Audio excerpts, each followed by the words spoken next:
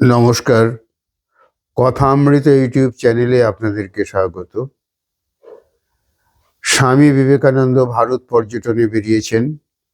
তিনি ঘুরতে ঘুরতে 6 মাস পরে কাশ্মীরের গুলমার্গে এসে উপস্থিত হয়েছেন। সেদিন সপ্তমী, পরের দিন অষ্টমী দুর্গাপুজো।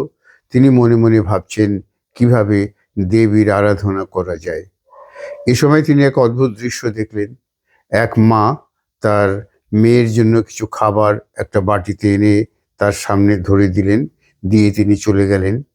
মেয়েটি খাবার খেতে যাচ্ছে, এমন সময় একটি ছেলে এসে তার সামনে বলল, আমি কিছু খাইনি, অভুক্ত, আমাকে কিছু খেতে দেবে?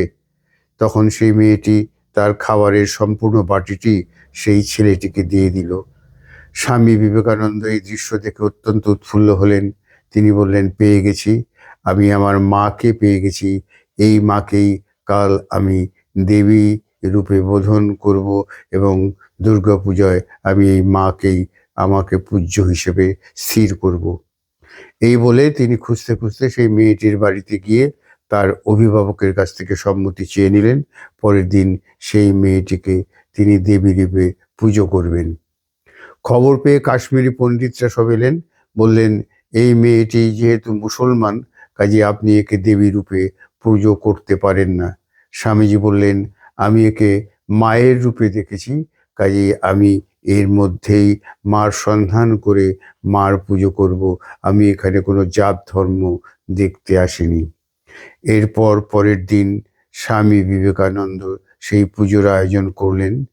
একজন বিদেশিনী খ্রিস্টান, তিনি সেই পূজার উপকরণের আয়োজন করলেন, পুজো করলেন। একজন মুসলমান মহিলাকে আর পুজো সমাপ্ত করলেন পুরোহিত হিসেবে স্বামী বিবেকানন্দ। এটাই বৈচিত্র্যের মধ্যে ঐক্য, এটাই ভারতবর্ষ, এটাই সর্বধর্ম সমন্বয়।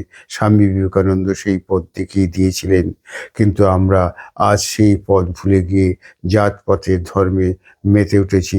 জাতপাতের বিবিধতায় আমাদের মধ্যে নানান রকম সমস্যা তৈরি হচ্ছে। কাজে এই পথ অনুসরণ করা উচিত নয়। স্বামীজির দেখানো পথে আমাদের এগিয়ে যাওয়া উচিত। ভিডিওটি ভালো লাগলে লাইক, শেয়ার, কমেন্টস করবেন। ভালো থাকবেন, ভালো রাখবেন। ধন্যবাদ।